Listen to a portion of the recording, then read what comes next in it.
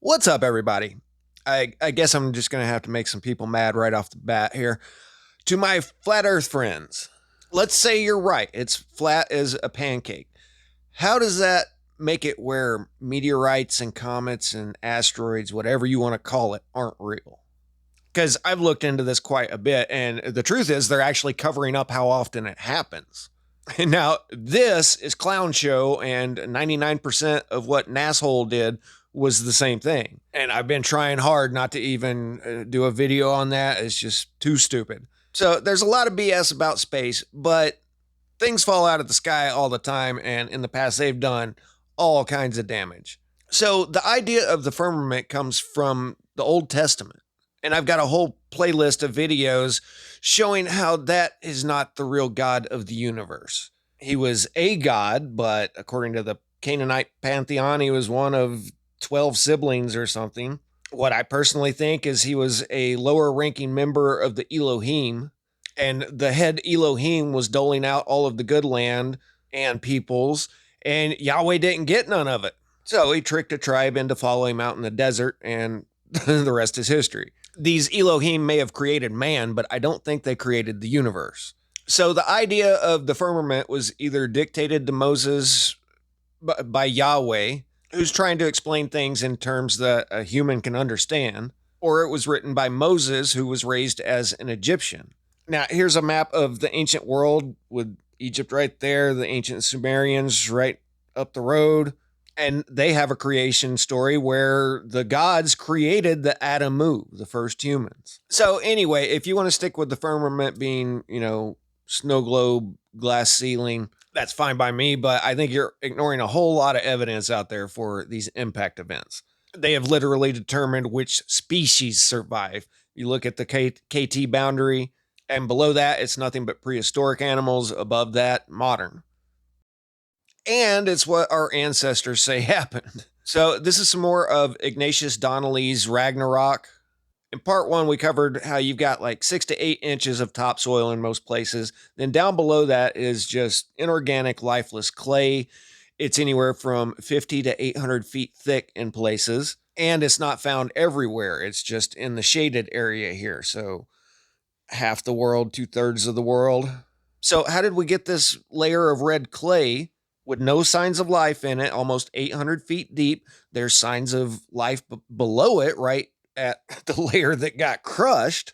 And also, it's unstratified, which means it was laid down all at once instead of building up in stratification layers. So Donnelly is calling this lifeless clay layer the drift. And he's got some interesting ideas of where it came from.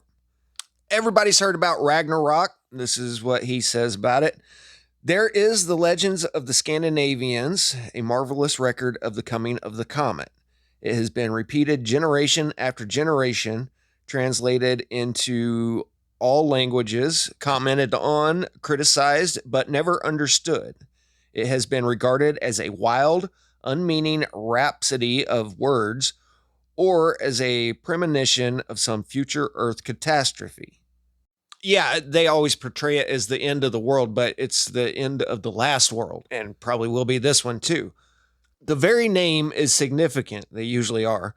According to Professor Anderson's etymology of the word, it means the darkness of the gods, from Regin, gods, and Roker, darkness, but it may more properly be derived from the Icelandic, Danish, and Swedish Regin, a rain, and rock, smoke or dust. And it may mean the rain of dust, or I'm guessing rain of rock, Ragnarok.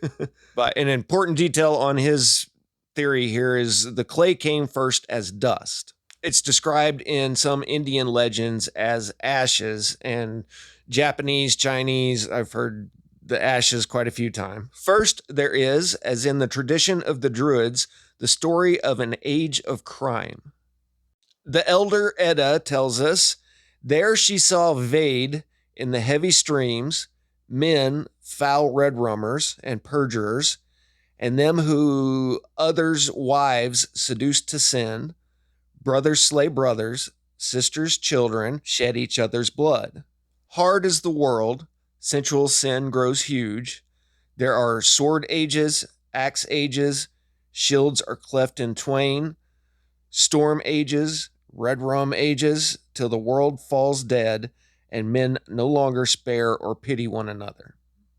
The world has ripened for destruction, and Ragnarok, the darkness of the gods, or reign of dust and ashes, comes to complete the work.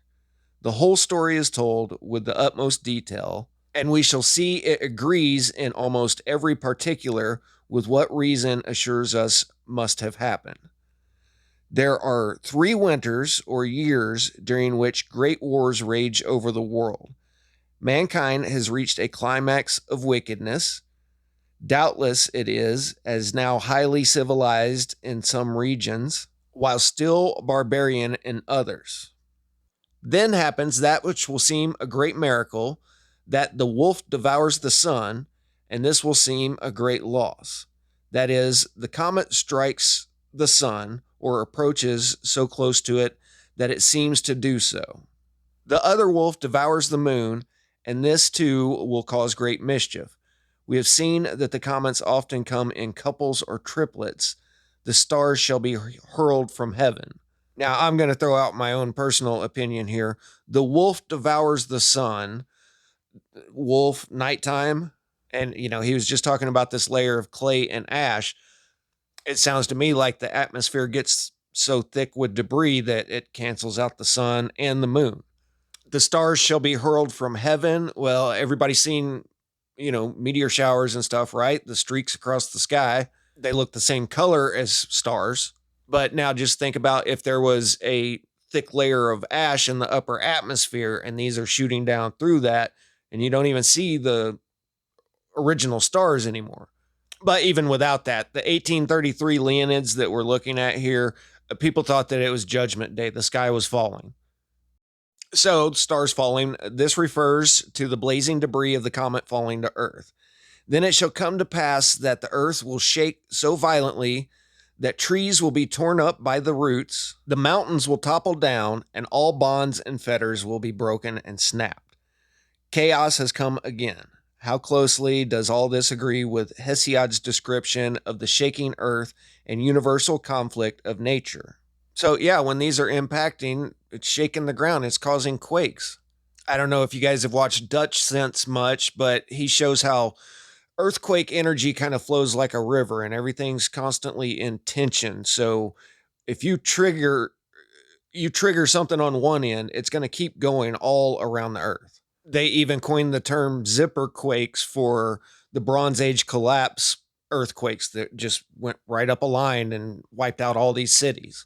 The Fenris wolf gets loose. This, we shall see, is the name of one of the comets.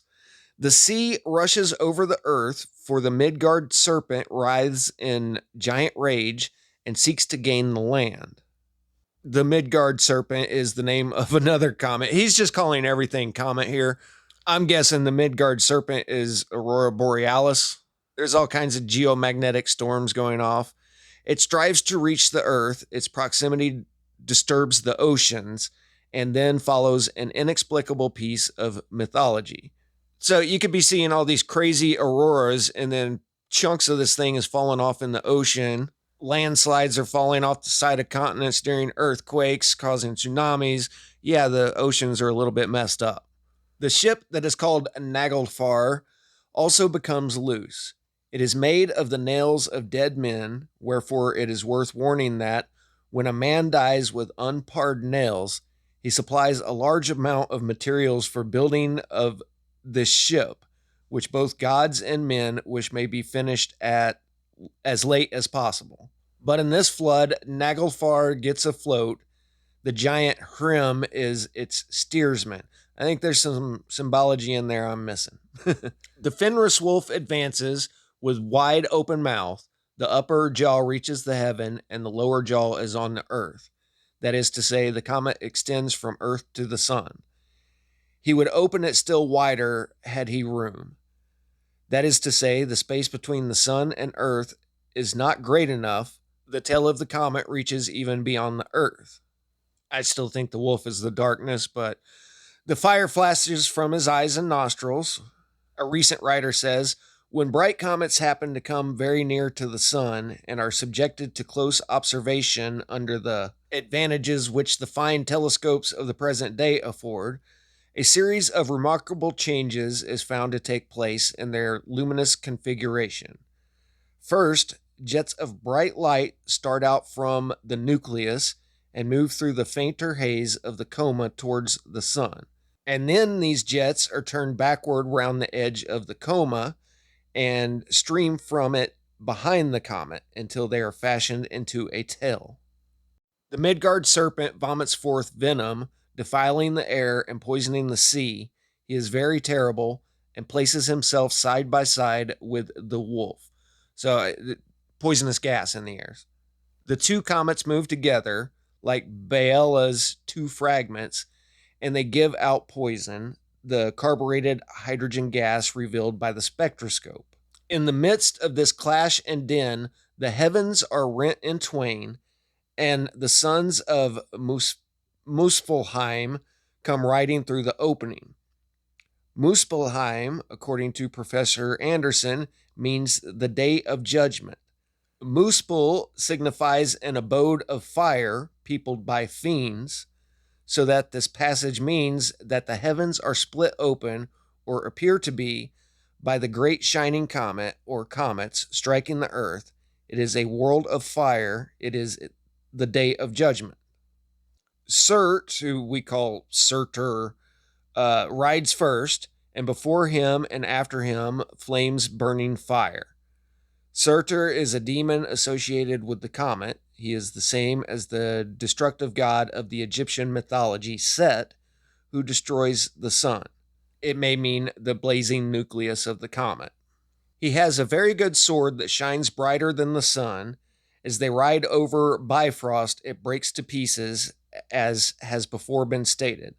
Now, in Norse, the Bifrost is a bridge that connects Midgard, Earth, with Asgard, the realm of the gods. And this could be the Milky Way, because in Peru, the Inca have a similar legend, not to get into it, but there's a llama, and when the llama moves over here, then the connection is broken between people today and their ancestors. There was some kind of spiritual connection that got broken in the last world age.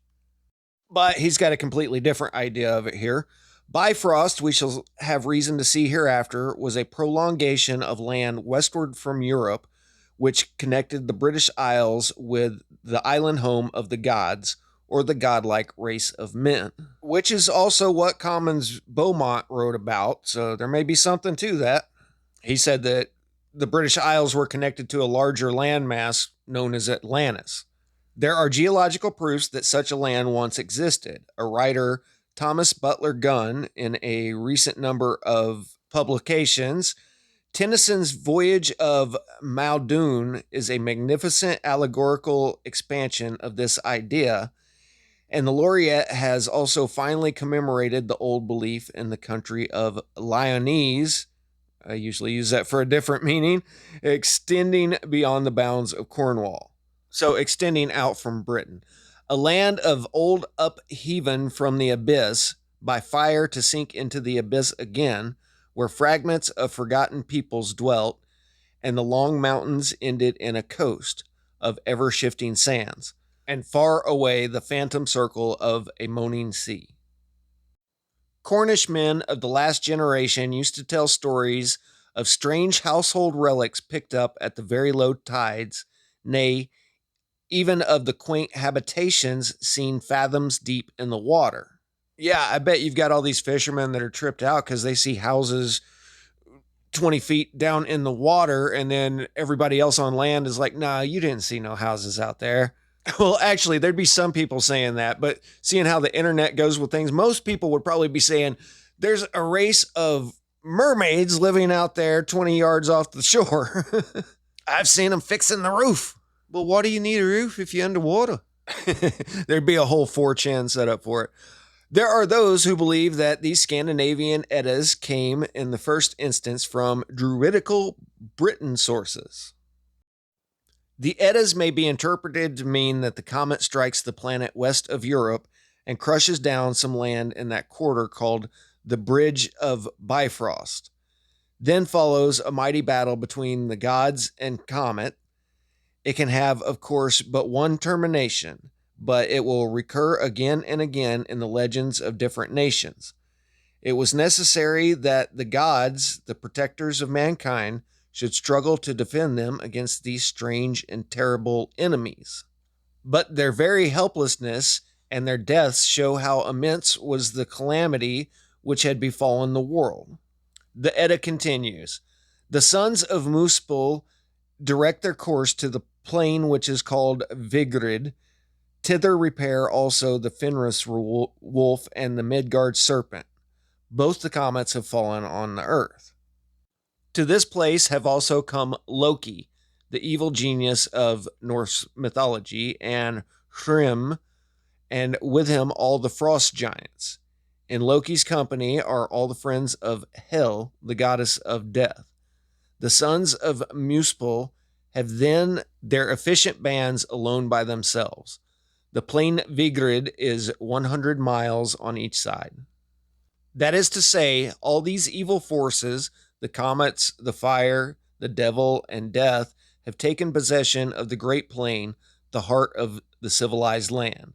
The scene is located in this spot because probably it was from this spot the legends were afterwards dispersed to all the world. It is necessary for the defenders of mankind to rouse themselves. There is no time to be lost, and accordingly we learn. While these things are happening, Heimdall, he was the guardian of the Bifrost Bridge, stands up, blows with all his might in the Gjallarhorn, and awakens all the gods, who thereupon hold a council. Odin rides to Mimir's well to ask advice of Mimir for himself and his folk. Then quivers of the ash Yggdrasil, and all things in heaven and earth tremble.